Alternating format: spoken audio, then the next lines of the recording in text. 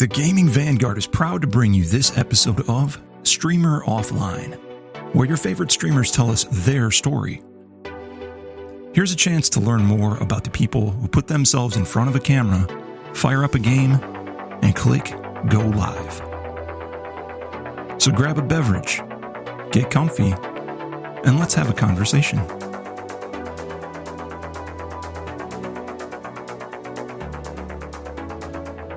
Welcome to the Gaming Vanguard podcast. I'm your host, Jeremy, and I'm here with one of my favorite streamers from Twitch, Mr. Saitosuplex. He's got about 2,700 followers on the platform, and he has some really interesting streams. One of my favorite is the wrestling streams. So if you have not yet already heard of this guy, then definitely go check him out, give him a follow, subscribe, get all the cool emotes and all that. But, welcome to the podcast, Saito. I hope you're doing well today. I appreciate it. Thank you for having me. Yeah, great to have you, man. I really, every chance I get, I like to jump into your streams and check out what you've got going on. Usually I try not to miss the wrestling streams, honestly, but sometimes life happens. But let's just jump into it, man. So who are you? Why are you a Twitch streamer? Where are you from? Like, what's your background? Well, my name is Saito Suplex. I also go by Dan. That is my actual name. I am from St. Louis, Missouri. And yeah. So Midwestern kind of, yeah, I'm familiar. I'm on the northern side of the Midwest. So, pretty normal upbringing, just the gamer by when did you first start gaming? So my first experience with gaming was my dad put me in front of a NES when I was 3 years old because I was kind of rambunctious as a kid. I ran around the house a lot. I got into stuff I wasn't supposed to. So that was kind of his way to kind of keep me out of stuff that I wasn't supposed to get into in the house. And my love from gaming went from there. Ah, yes. As a way to keep the rambunctious child glued to the TV set. Right. As a parent now, I understand fully. Yeah. So my first gaming experience was actually on an Atari 2600.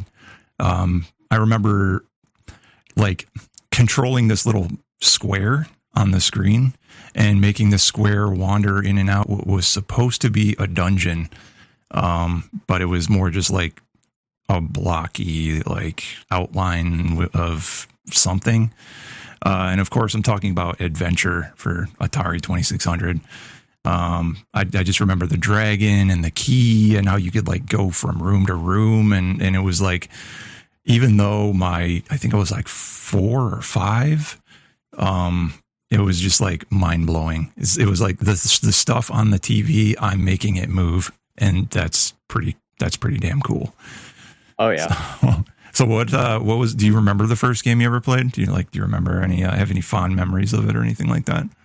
So the first game that I ever actually played, my dad got me into a game called RBI Baseball on the NES, and he was teaching me how to play it. And I actually got so good at the game, I started beating him at the game. And then that was kind of the last time he played Nintendo with me. So.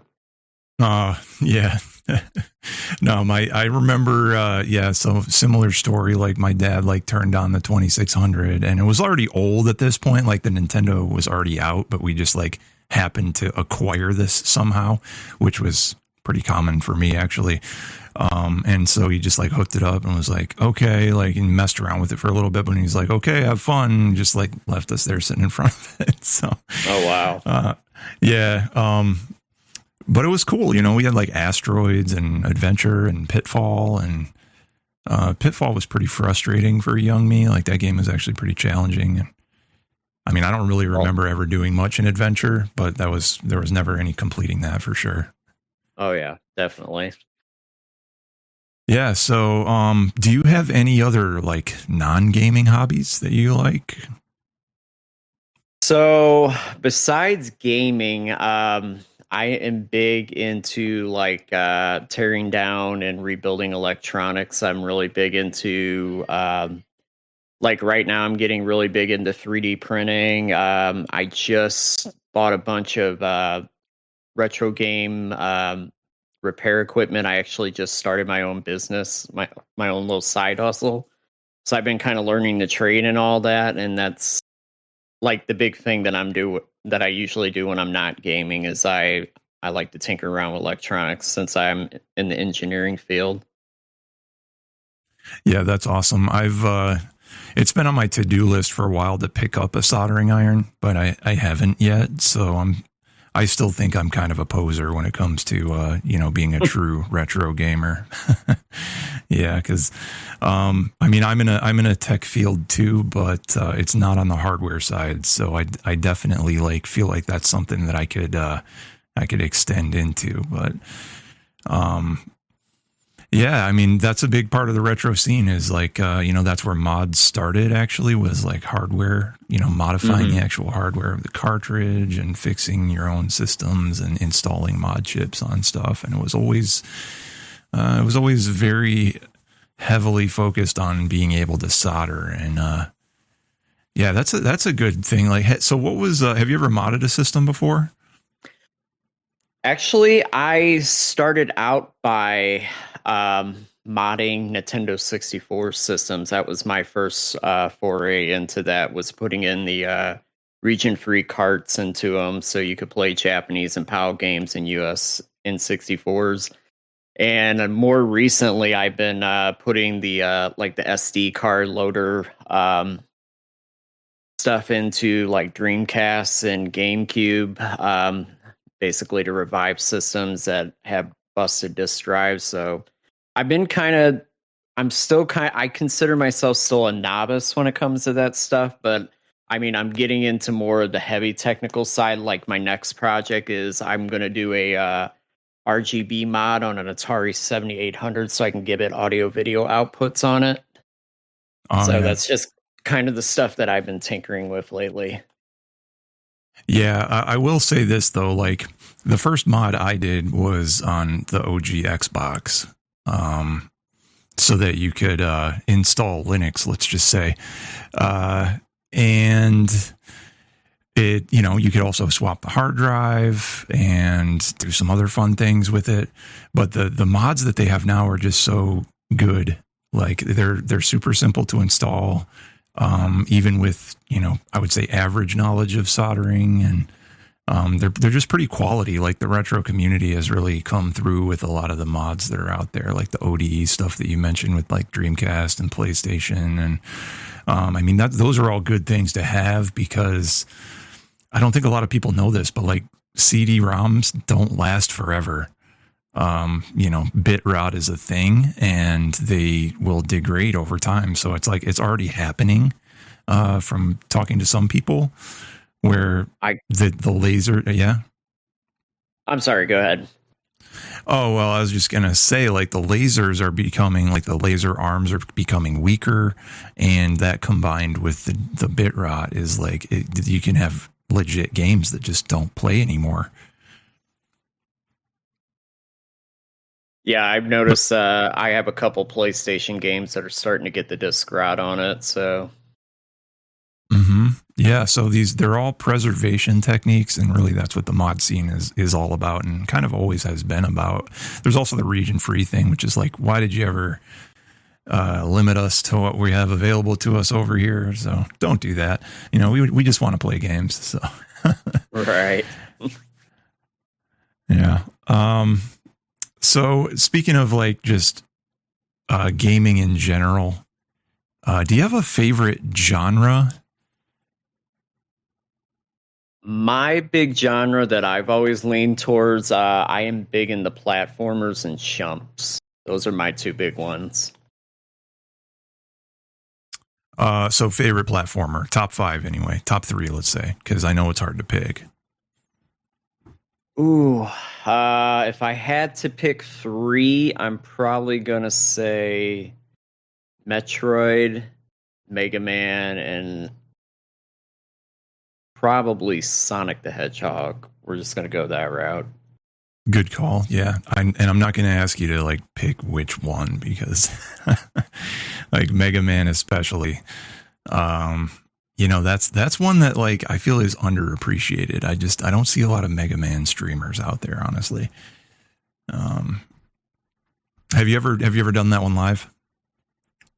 Mega Man. Yeah. I have done a stream where I played through the first 10 games. I haven't done any of like the X and the advanced games or any like that. I've kind of stuck to like the core games.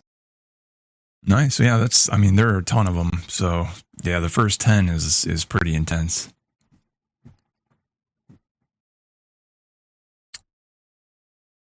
So that being said, favorites, we got that out of the way, but like, what are there any games that you just can't stand, like a genre or just a title in particular that is just like, I don't care, I won't play it, or I have played it and I will never pick it up again? I would say genre wise, I'm not really big into live service games, battle royal games. I've never been big into those personally. So like arena battle royale, like the new breed of let's say like Apex Legends and Fortnite. Yeah, I've tried to get in the Fortnite, and I don't know what it is. I just can't get into it. I know a lot of my friends are big into it. Apex, I've also tried to get into, and games like that, I don't know what it is. They just don't hold my attention for some reason. Yeah, it can. I mean, for me, it can get kind of boring. I mean, you're doing the same thing every game. You're running towards the center or wherever the circle's going to close. You're skirmishing to get there, and there's various things happening along the way. But it all kinds of the build up to the end game is, it's rewarding when you do get to the end game and you actually get a victory royale or whatever. But like, it's just, you do that a couple of times and it's like, man, I want more. I need more variety. For me, for shooters, especially with like either third person or first person shooters, I feel like map design is a lost art. And, I gotta have that. So like, I actually like, X Defiant that came out recently. And then Valorant is better than the arena shooters, but that's just my opinion. So that being said, we talked about Mega Man, huge series, many games. Are there any other big series that you're a fan of, either on stream or off stream? Probably my biggest ones. I did mention Sonic the Hedgehog earlier. Big into the Metroid games. Obviously, massive Mega Man fan. I've also am really big into the Borderlands games, especially the second one. I probably have put 600-700 hours into that game alone.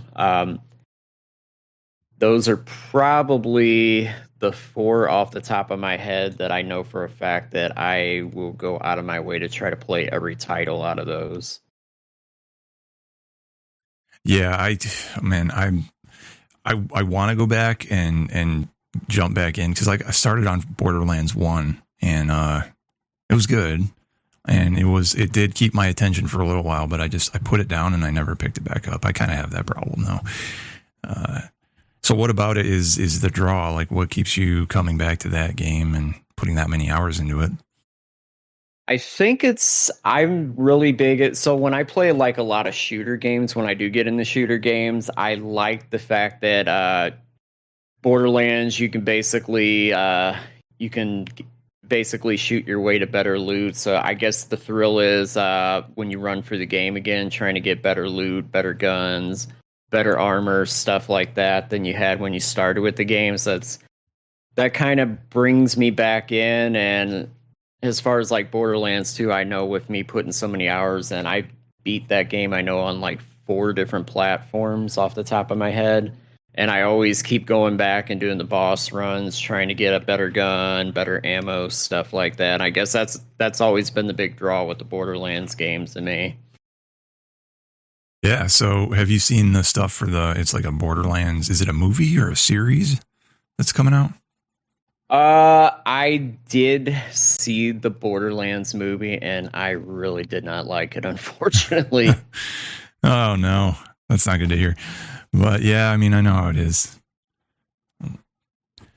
That's pretty common these days. They're running out of ideas to make watchable, non-playable content. Let's call it. Right. And to make it for all the non-gamers out there, so you can have fun with our franchises that we've been playing for like 10 years. Exactly. Okay, well, hey, switching gears a little bit, I want to talk about streaming because that's kind of the whole thing about this podcast and interviewing streamers is to get their take on what it takes to be a streamer. Like what's the draw, what keeps you going, what keeps you motivated. And so my first question is just, when did you start streaming? So I actually originally started streaming all the way back. I want to say 2014, 2015. It was still Justin TV at that time. So Oh, wow. it hadn't quite become Twitch yet. And I actually started with Super Mario Maker on Wii U. That was like the very first game I ever streamed. And then I took a break for a few years, and then I came back like somewhat full time in like 2020. And I started doing a lot of retro, a lot of Nintendo Switch stuff, and that's kind of what I've been doing ever since I came back. Yeah, that's awesome. Like I knew of Justin TV when it was new too, and a lot of people don't know this, but like it was IRL streams. There was like Twitter, Periscope, and Justin TV, and they were really in their infancy. And somehow gaming it evolved into like video games. There was always a gaming category on there, of course, but it was like there was everything on there. So it was a really interesting start that I just kind of watched from afar. And I will be the first to admit that I was one of those people who was like, well, that's cool that they're playing games, like live streaming them, but like who wants to watch other people play games? Like I just want to play the game. Like I don't want to watch somebody else play it. Well, shows what I know, right? But what got you interested in streaming in the first place? So my big hook on getting into streaming is I wanted to build a community of people to hang out with. I already had before I started streaming, I had like a small core of people that hung out with me while we played games. And basically I wanted people to be able to watch me and interact with me and just have a community that we could come hang out with. So I kind of consider gaming, like streaming on Twitch, I consider that like a hangout as opposed to like some people looking at it as a business. And I just made it like trying to build a community of people like me that are big into like the retro gaming community, that are big in like the engineering aspects of gaming like I am. So that was kind of my idea why I got into streaming, was more of a group hangout kind of thing. Yeah, that's valid.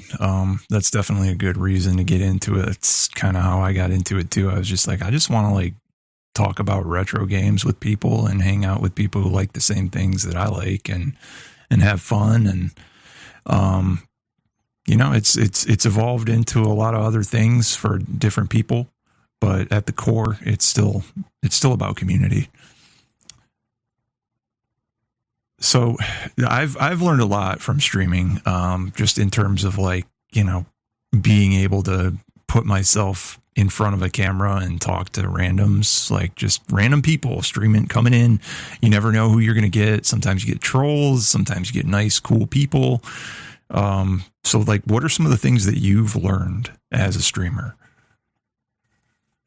So one of the big things that I learned as a streamer is the big thing for me is to have fun. I don't take myself too seriously online when I'm streaming. I love it when new people come into the stream, getting to know people. Basically, as I said earlier, building a community of like-minded people that enjoy some of the same games and aspects of gaming that I do. Another thing that I did learn from streaming, is not to take yourself too seriously. One big thing that I have come across that's kind of changed my mind on streaming a little bit is I noticed when I first started streaming, when I got big into it, I noticed some of the bigger streamers tend to look at streaming as a job as opposed to having fun. And that's definitely not something that I was into. My big thing with streaming is just to hang out and have fun with people and not take myself so seriously. Yeah, absolutely. And that actually kind of leads into my next question because it can be scary. I mean, especially like a lot of people probably don't know this about me because I kind of give off a different vibe when I'm in front of a mic, but I'm kind of an introvert, right? It's like this whole streaming thing was a way for me to come out of my shell a little bit. So what are some of your fears as far as getting started streaming or currently just what are the things that you worry about before you click go live, just anything like that? So I know from personal experience, one of my biggest fears when I got started is making sure that I had a good enough layout on my stream, basically graphics and all that. I wanted Yeah. my stream like to stand out from other streams. I didn't just want to have like a camera screen and then a game background. I kind of wanted to stick out from what everybody else was doing. And I guess that kind of was my biggest fear is the first time that I did actually hit the go live button was, what if nobody comes in? What if nobody likes me? Stuff like that. And that's What just if my something that I what if my mic is off for 30 minutes and nobody tells me? sadly I have had that happen. I think it's happened to all of us, actually. I mean, that was like one of my, I think it was like my second stream. And yeah, it was in OBS. I had like one scene and it was there were two sources, the game and the camera. And like, it's just looking back on it, I just kind of laugh. Yeah, I could definitely understand that. I think I've told this story before. I have over 250 different scenes in OBS because I'm always building new stuff in OBS. So it's like I have to throw all this stuff in all these different scenes, and I always think about it in the back of my head. Well, what if I didn't add the mic scene in here? What if I don't have this proper overlay? What's going on? Yeah, so that's mad. Like that's absolutely insane. And this is something that I really appreciate about your streams is that there is so much detail. There is so much dedication that is obviously visible in every scene and every overlay and like trigger that you have, and there's so much like audience interaction and cool things going on.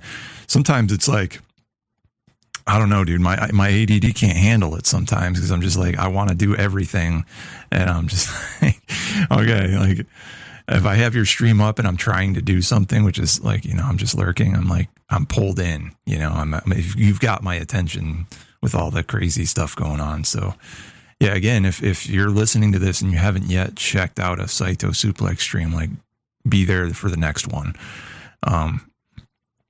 And I know you've taken a break, so now's the perfect time to jump back in and become a new viewer for him, right? So that being said, what do you think? I mean, your successes are pretty obvious, right? Like you've got like 2,700 followers. You're like I mentioned, like your stream quality is like up there in the top 1% of all streamers, in my opinion. But like, what do you think you've failed at? Is there anything? As far as what I have probably failed at, I do a really, in my opinion, not a great job of self-promoting myself. I'm kind of I keep like myself in this like little bubble of like promoting with friends and stuff. I think that's something that I need to break out of to kind of let people know, hey, I'm here and this is what I have to offer as a streamer, and that's something that Yeah. I'm definitely going to be working on this year. Yeah, well, I mean, you did mention too, like it's always been your approach to have this be like a community and friends hanging out, and it's you know it's not a promotion. Like it's a lot of the more business minded or business oriented streamers might take a completely different approach to that. So I definitely resonate with that. So that being said, were there like, you're an actual OG pioneer for streaming. So this question isn't really, I don't even know if it applies to you, but are there any streamers that you were inspired by to get started? Or is there anybody out there who are currently inspired by? So when I first started, when I started hanging around Justin.tv, when it was originally called that, that was back when I was big in the Borderlands 2. So I actually started following a lot of Borderlands 2 streamers. So I followed people like Arleezen was one of the big ones, Gafalion, he still streams today. And those were probably my first inspirations on the platform, just to see, um, watch them just like absolutely tear through Borderlands 2 and thousands of people watching them and interacting with them. And I just kept watching them day in and day out. And I just kept thinking to myself, hey, maybe I can do this too. And it kind of evolved from there. And eventually I got the courage to actually build my own stream setup from their inspiration and kind of go from there. Yeah, cool. I've not heard of them. Are they still streaming, or have they hung up the gloves? I know Gafalion still streams. I don't know if Arleezen still streams. I haven't seen him online in so long. Mm. Yeah, I know it's like there's a heavy burnout factor in streaming too. So it's always interesting to see somebody who's been at it for so long. So kudos again for that. So what do you feel is the most important thing that you can strive for? I know you did mention like, the community aspect is huge, right? But like, is there anything else that you're striving to do as a streamer? I know from personal experience, the big thing that I strive for is to keep improving my stream and keep improving the quality of my stream and everything that I offer. When I started out streaming, I was pretty much like everybody else. I had a game background, I had a camera, and I had like the most basic channel points. And as I've gotten more into the software side of things, I built my own chat bot. I've been building my own alerts. I've been building interactive games with my community, and I basically turned my stream into like a full-fledged interactive stream. So I'm always trying to strive to see what other things that I can come up with and build, and then other things that I could do to offer to Twitch. Like I'm actually in the process of writing my first plugins for OBS Studio that I'm actually going to submit later this year. So That's awesome. Yeah. So like I was thinking this earlier, right? And I think you have a solid use case for a feature request to OBS with 250 scenes. You're getting up there into like version control land when it comes to software development. So like you need like a Git backend for your OBS so that you anytime you make a change to a scene, you can just roll back changes or whatever. I think they're going to need that for you specifically. oh yeah. So what do you think the most challenging part of being a streamer is? I think personally, the most challenging part of being a streamer is sticking to a steady schedule. I know from my personal experience and a lot of streamers that I follow, it is almost impossible to stick to the same schedule every week. There's just too many different aspects that you come across in life. And you have to change things on the fly, and you basically got to kind of roll with the punches. And deal with things that come out of left field, and sometimes you just can't stick to a schedule because of things that are going on in life. That I think personally, that's the most challenging part of anybody being a streamer, is having like a set Monday through Friday schedule. Yeah, definitely. Keeping a schedule is easily the hardest thing for me personally, and I hear that for a lot of streamers. So, what keeps you going though? What makes you like keep to that schedule and have the discipline to show up? It would be for me, my community, because as I tell them all the time when they're hanging out and stream with me, if you guys didn't come in my stream and hang out with me and game with me, I'd have no reason to hit that go live button. So without the people that come in there every stream and hang out and interact with me, I would honestly have no reason to keep myself going in that aspect. Yep, I feel that when I do jump into a live stream with you, it's like it's very like, hey, welcome back in. Like it's always good to see you. And there's a strong community there. So congratulations on building that. Thank you. So, what do you think is a misconception about being a streamer? I think a big misconception, and I'm going to kind of go back to a point that I said earlier. I think a lot of people, when they start out streaming, I know a couple people personally that have went through this. Some people want to jump into streaming and they look at it as like a 9-to-5 job. And I think that's the wrong approach for it. I think when you get into streaming, the first thing you need to worry about is building your brand, building your community. And then if you get to that point where you can turn it into a 9-to-5 job, I think you should pursue it from there. Yeah.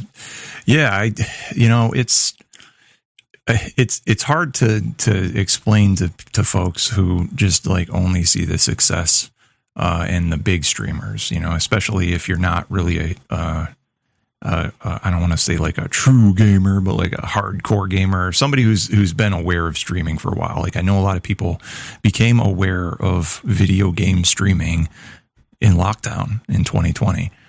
And thus we had an influx of streamers in 2020 as well. We were like, oh, I can do this. And if I could get big, then like I'll make a bunch of money. And it's like, well, you could, but it's very unlikely. And also that probably shouldn't be your main goal right out of the gate. So I agree with you there. So if there's one thing that you could change about, I don't know how to say this, but there's a streamer lifestyle, right? And it goes back to that balance of maintaining a schedule, having an actual life, and then the fact that like there's big streamers out there who just are live all the time. And that's how they got big, is that they were early on. They were just like, you're just on the camera, like playing a game the whole time. So if there was one thing you could change about, let's call it the streamer lifestyle, what would it be? If I could change one thing, I would change, I would want to change schedules. Do you think it's is it that you want to go live more or less, or you just want to be able to do it whenever you want and not have like a fixed schedule and just be flexible, or like what's the... I think it's kind of a combination of both. I would love more than anything to be able to go live than I do. Just with running a business and working a full-time job, it's kind of makes that hard to be able to have that. I wish I could be more flexible with my schedule. It's just I have such a limited schedule right now with everything that I have going on in life. That's really the big thing that I wish that I could change about my lifestyle, is how my schedule is laid out. I think that would definitely be the big one for me. Yeah. I wish Twitch would make it easier too for you to just like do the random go lives, because there'll be times when I just want to get like one game in I want to get or two competitive League of Legends games, right? Like, and then I want to stream it, but like, I don't want to annoy my followers either. Like, just by going live randomly and being like, hey, it is what it is. I'm only going to be on here for an hour or two, you know. And it's like, there's with TikTok coming out with their live streaming, you see a lot more of that, like the impromptu, just, hey, I'm live and here's what's going on type of a thing. But maybe we'll get there. I don't know. The culture of Twitch is very schedule heavy, though. I will say that. I agree with that. Yeah. So if part of the scheduling thing is like, you can kind of sometimes feel like you're in a rut. So what do you do when you're feeling like that? What do you do when you feel like you've hit a plateau? Normally what I will do is I will kind of take a look at things that I'm doing on my stream and kind of see what may be working, what's not working, anything that I could change, maybe change the layout a bit, be a little more visually pleasing for people that come in. I know personally, a big thing that I came across is there was a point like the last year and a half, like anytime that a big new game release, I would run out and get the new game and try to stream it. And I noticed that a lot more people were coming in during the retro gaming streams as opposed to newer gaming streams. So I kind of backed off of that and I went more into the retro game show type of streams. So I've kind of backed off of like streaming all the new stuff, as it seems like to me that's what everybody does when the big new games come out. All the streamers run out and get the new game and stream it like right away. So I've kind of backed away from that, and that was like the big things I noticed when I was starting to plateau on the platform. Yeah. I mean, so yeah, there's that. But I honestly, like that when I see a new game come out, and I jump to Twitch to like check it out, I definitely want to see like the person I know playing it and not some like random person. But it's often hard to just like carve out time to jump into a stream and hope that the person that I know is live playing it, which is kind of a slim chance anyway, depending on what kind of game it is or whatever. So that's kind of a challenge. I don't know. It seems to be like a culture on Twitch of like doing that, like grabbing the latest game and running through it as quick as possible.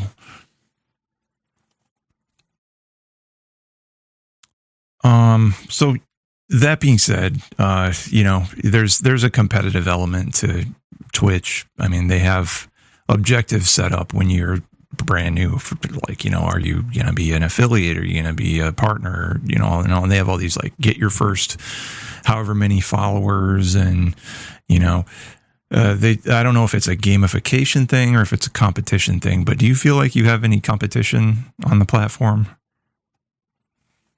I don't personally feel like I have any competition on the platform. I kind of, a lot of the retro communities I hang out with, it's kind of different everywhere I go. I don't see a lot of competition in that aspect personally.